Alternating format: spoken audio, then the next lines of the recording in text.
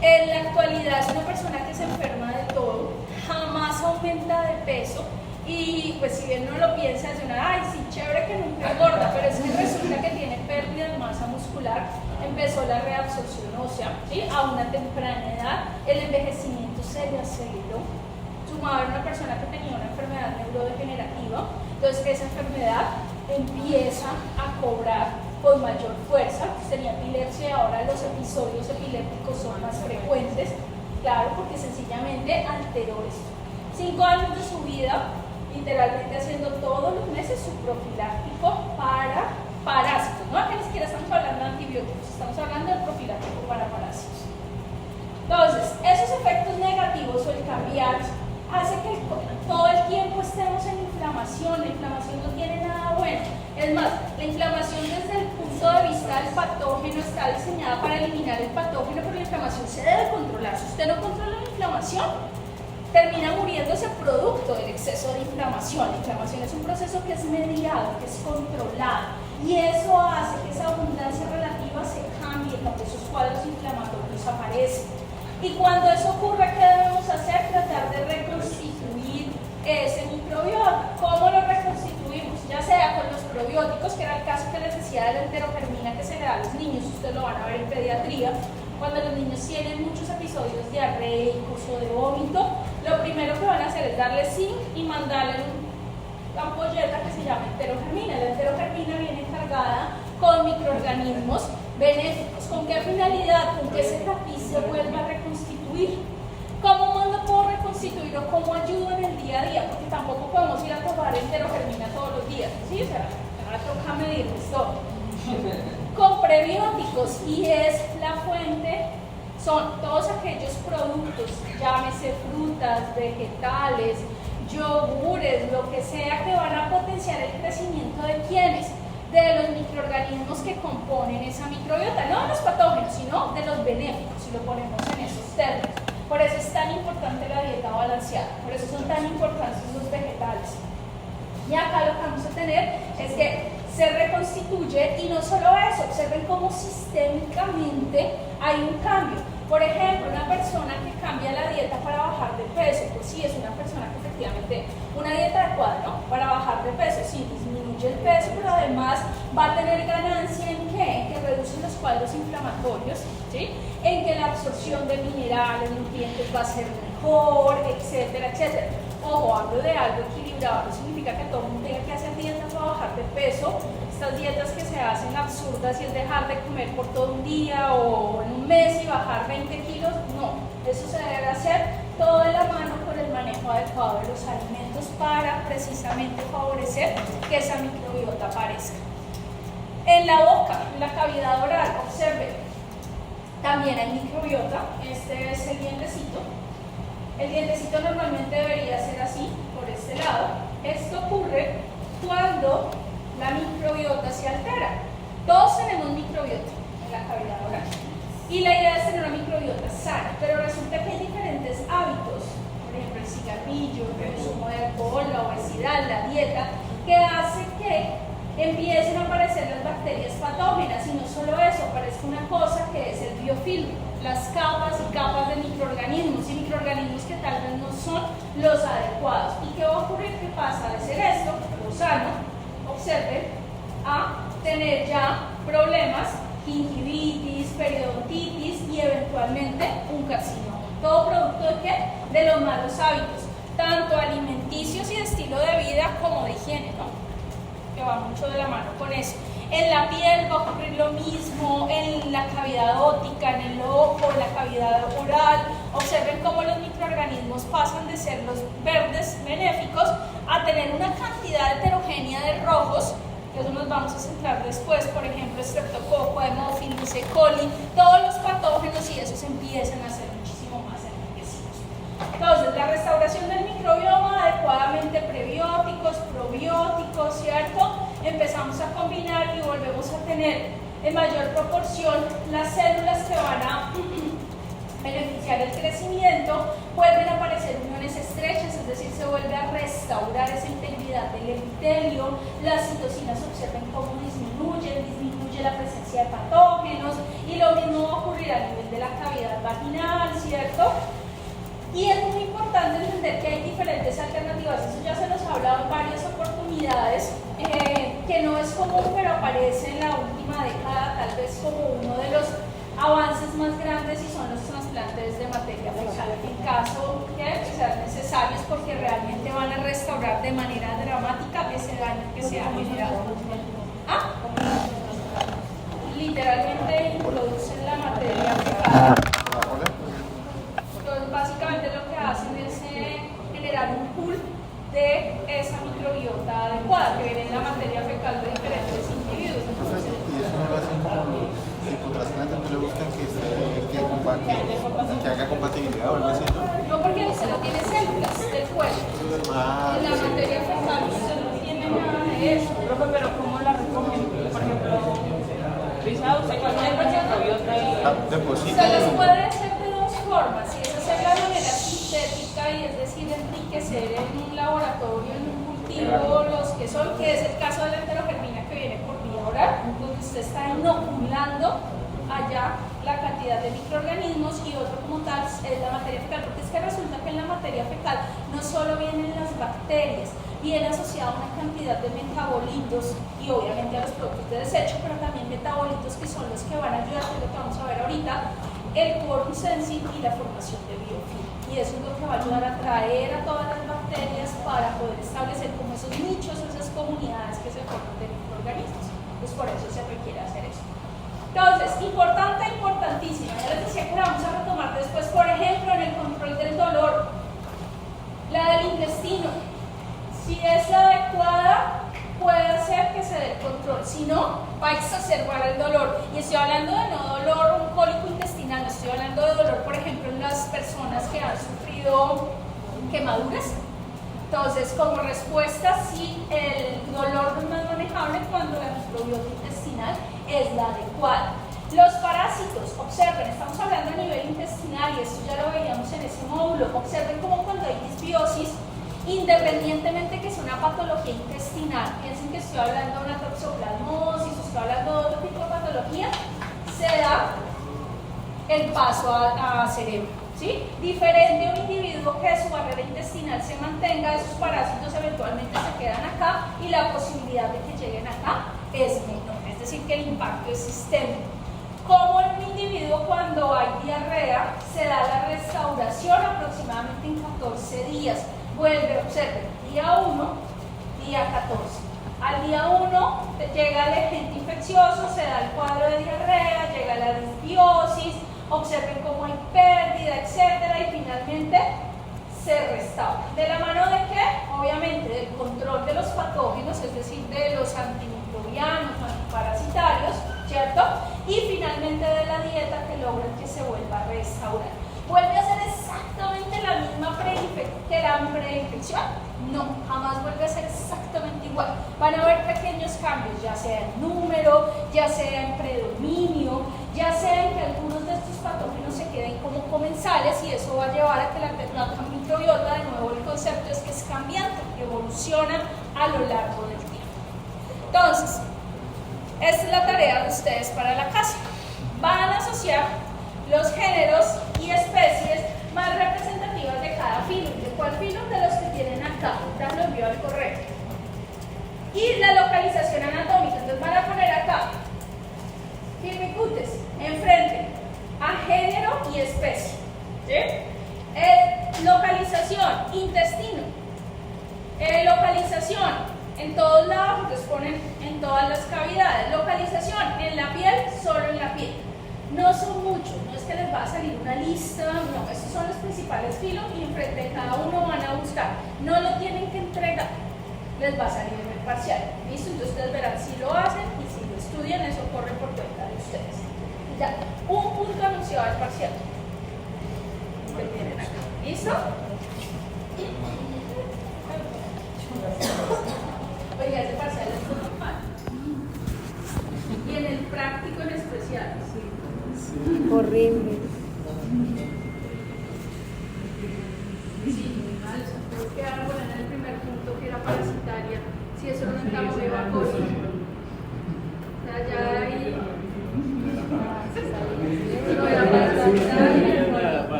grande, de tamaño.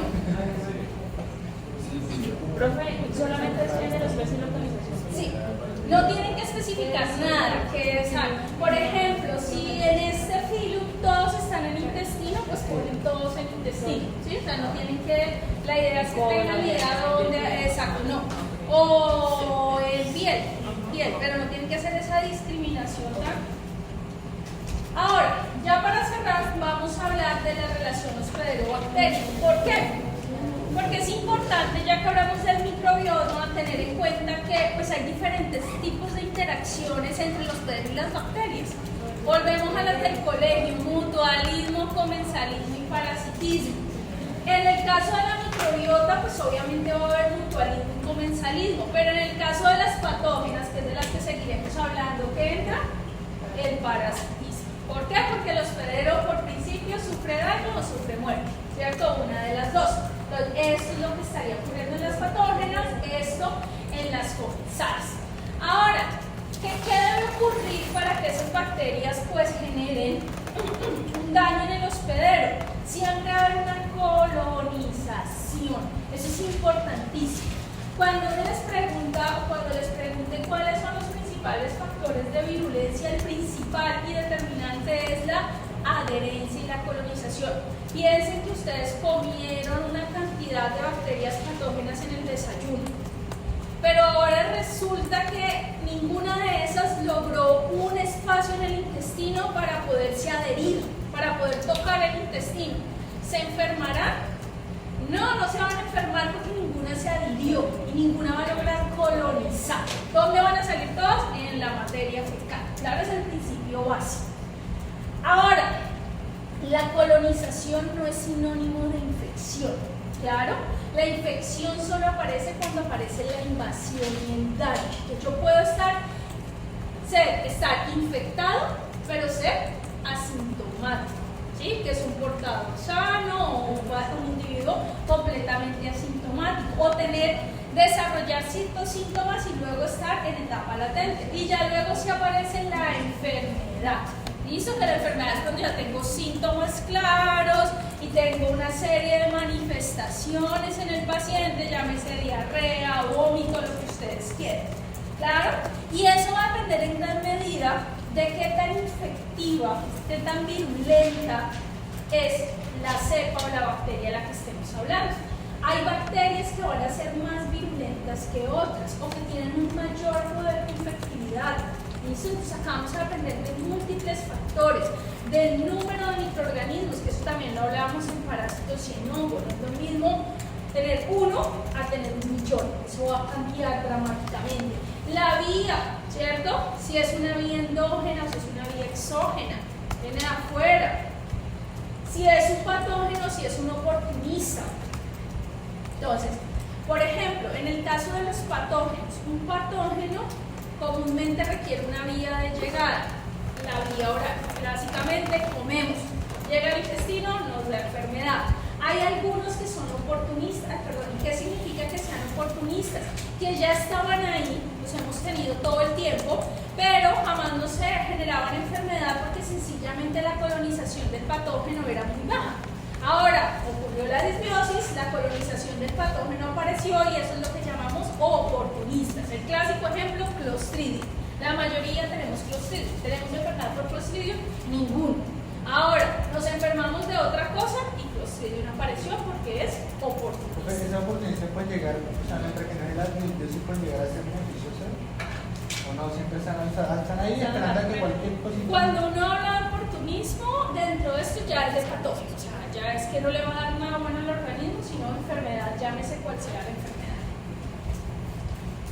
Y en el caso del hospedero, pues la enfermedad se va a dar por múltiples factores. La exposición, volvemos al ejemplo del consumo excesivo de alcohol o de cigarrillo versus la persona que no fuma, que consume alcohol moderadamente y que se cepilla los dientes después de cada comida, por ejemplo. Pues esa persona va a tener menor probabilidad de la enfermedad a nivel del diente que hablábamos hace un momento que la otra, ¿sí? Entonces acaba de depender de eso, de la exposición. Y la severidad. De nuevo, no es lo mismo que nos expongamos y llegue la bacteria a que sumado a la exposición resulte que la severidad va a ser mayor por el número, porque el paciente ya tiene una comorbilidad, por ejemplo, lo que ustedes veían por el COVID, ¿sí? No es lo mismo un individuo sano y competente a una persona que ya tiene algo ahí, por lo tanto la enfermedad se va a detonar con mayor severidad.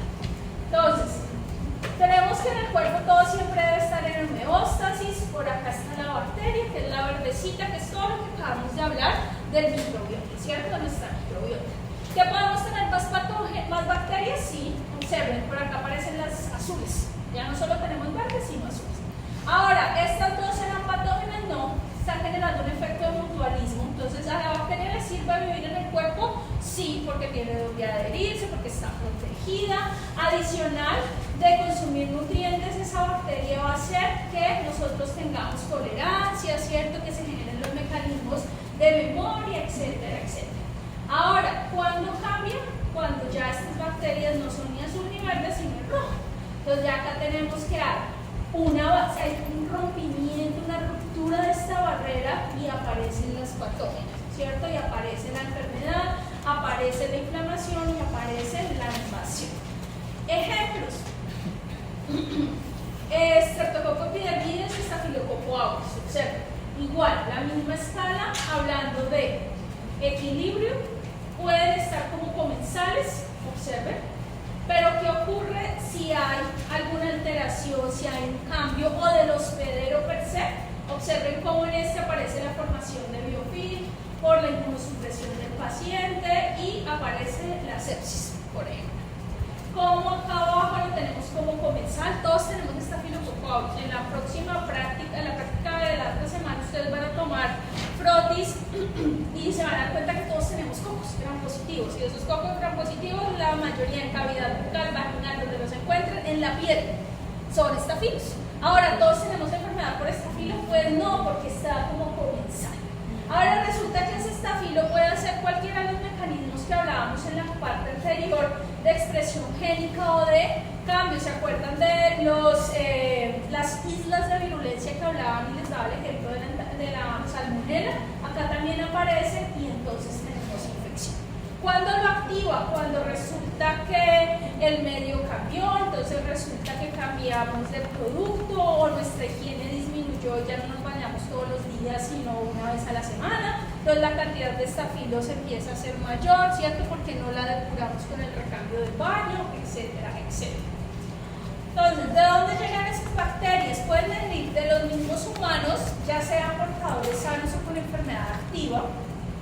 ¿Sí? No necesitamos que la persona pues tenga manifestaciones para enfermarnos nosotros directamente, sino que cualquiera de nosotros que tenga, no sé, estreptococo y esté tosiendo pero no tenga la enfermedad activa, se lo puedan pasar a otro. Pueden venir también de animales, que son las zoonosis, ya sea el contacto directo, pero no solo el contacto directo, la ingesta de animales. También podemos consumir las bacterias por esa vía. O por los artrópodos, entonces acá vuelven a aparecer tanto los vectores biológicos como los vectores mecánicos, y eso ya lo iremos hablando con cada uno de los microorganismos. Pero hay otros reservorios, sobre todo el agua, el suelo, ¿sí? Los alimentos. Entonces acá entra muy importante, todo lo que consumimos está sujeto a que venga contaminado. Los alimentos uno los clasifica en microbiología dependiendo de los puntos críticos de control. El punto crítico de control de un alimento procesado es todas las veces que usted intervino. Por ejemplo, un caldo. Ustedes van a hacer un consomé de verduras. Ponen agua, sal, las verduras, la carne y chao. No volvieron a hacer nada más. Piensen para hacer un arroz con pollo. Usted picó la verdura, cocinó la pechuga, hizo el arroz, luego mezcló todo, luego con sus manos y sin tapabocas desmenuzó el pollo, lo puso en la olla, lo mezcló. Entonces observen todos los pasos que tiene la línea y cada uno es un punto crítico, un tamal, por ejemplo. ¿Sí? Entonces esos son los alimentos que tienen mayor probabilidad de enfermarse.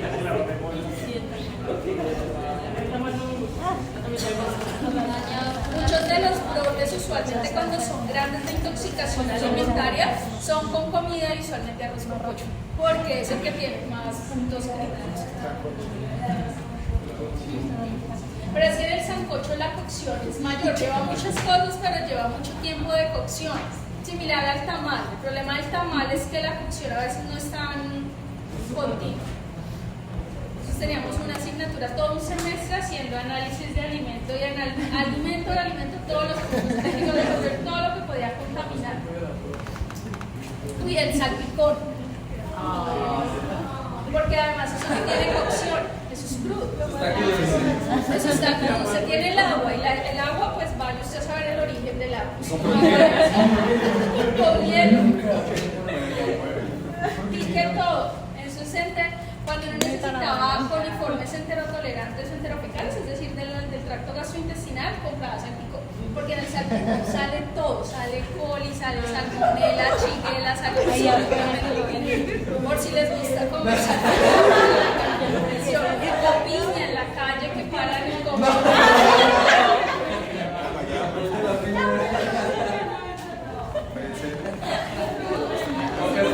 Ahora que está en época de cosechar chontaduro, o sea, chontaduro lo compra, lo cocina y lo manipula uno solo. No compra que el señor que manipuló el dinero, que fue al baño y quién sabe si pudo lavar las manos. Pero Se rasca con el cuchillo. Bueno, pues terminamos. Entonces, el portal de entrada, ingesta por inhalación, por trauma. Por ejemplo, las personas que tienen accidentes automovilísticos, hay un portal de entrada claro, por ejemplo, una fractura o algo, ingresan microorganismos y puede haber artrópodos, transmisión sexual, pues ahí también tendremos un capítulo dedicado a cada uno de esos microorganismos. Pero es importante tener en cuenta que si bien ellos pueden llegar, no significa que automáticamente vaya a haber enfermedad. ¿Por qué? Porque el organismo tiene, por ejemplo, el tracto respiratorio, si bien respiramos, vamos a tener moco, vamos a tener una cantidad de barreras que van a impedir que esos microorganismos puedan llegar a colonizar. Por ejemplo, la saliva, ¿sí?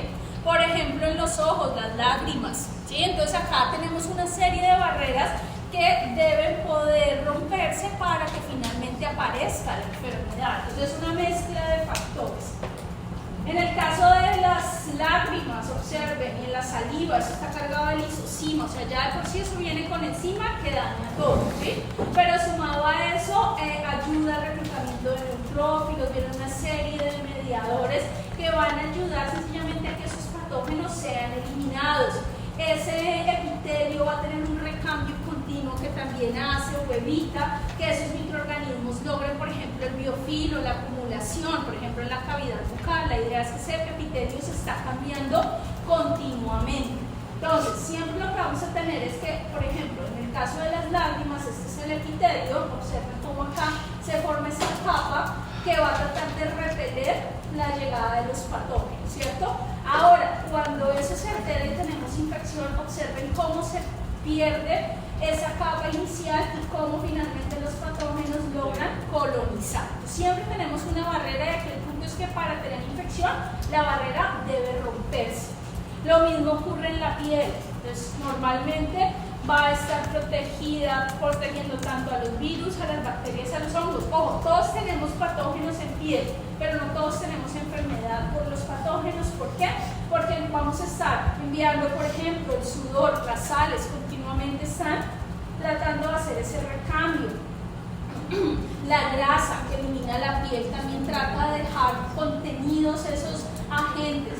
En el caso de este microbioma es de bastante recambio por el baño, ¿no? Que era lo que hablábamos, está tan expuesto que hace que cada vez que nos bañemos pues se dé el cambio. Factores extrínsecos como por ejemplo la exposición a factores climáticos. No es lo mismo una persona que continuamente vive con su piel húmeda a una persona que digamos que hace en el día, puede eventualmente sudar pero luego se baña, pero luego por ejemplo una persona que sale a trabajar en el campo que dura, así llueva, truene, relampaguee y se mojó, se quedó con esa ropa todo el día, con todas esas bacterias ahí, tratando de colonizar, de hongos y demás. A una persona que, por ejemplo, mantiene hidratada la piel, la piel reseca genera una serie de grietas y en esas grietas pueden ingresar, y ni hablar, por ejemplo, de las personas que tienen enfermedades como dermatitis u otro tipo de patologías que lo que van a generar es que continuamente se tenga un portal de entrada, ¿no? Y eso ya normalmente va a favorecer el crecimiento. La barrera intestinal, que ustedes ya conocen, cargada con esa microbiota, ¿cierto? Donde todo va a estar en homeostasis, que sería esto de acá. ¿Cuándo hay infección? Cuando se rompe. ¿Cómo se rompe? Ya hemos hablado y hablaremos a lo largo del curso de cómo alterar esa barrera, y allí es donde estas van a llegar y van a colonizar, ¿cierto? Entonces, para que puedan llegar, una vez se haya roto esa barrera, ¿cierto? Deben haber unos mecanismos de adherencia. Entonces, ¿qué tenemos como mecanismos de adherencia?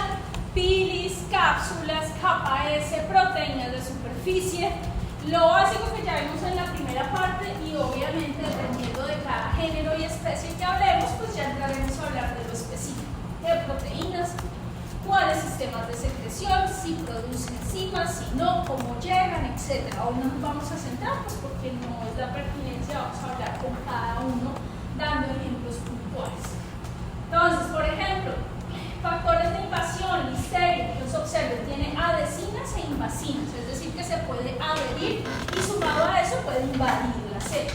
Entonces necesito, lo primero siempre va a ser la adherencia. Una vez se adhiere, pues ya es otro cuento cómo va a lograr el efecto deleterio en la célula, matando la célula, penetrando la célula, invadiéndola, induciendo muerte de la célula, etc. Esto va a ser supremamente heterogéneo.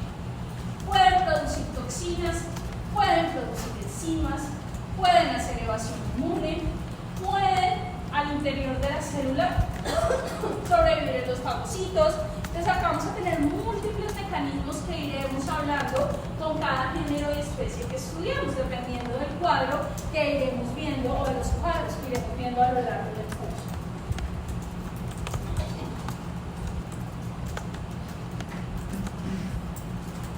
Pero vamos, ya para cerrar, a hablar de dos conceptos que sí o sí los vamos a repetir bastante: fluorescencia y biofilm.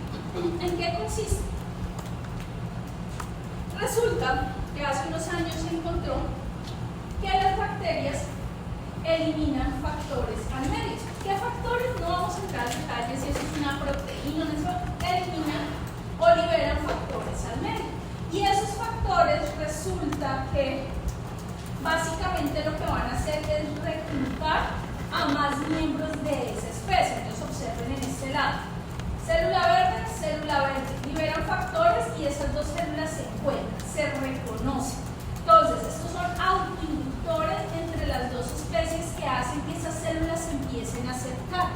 Ese es el quórum sensing, el llamado que se hacen entre ellas, estas dos o interespecies. No necesariamente tienen que ser de las gram negativas sobre E. coli con E. coli, no, puede ser E. coli con salmonella, E. coli con shigella, ¿sí? Entonces acá empiezan a llamarse, observen en este ejemplo interespecies, no solo liberan los triángulos rojos, sino también los círculos morados, ¿sí? Y entonces, ¿qué pasa?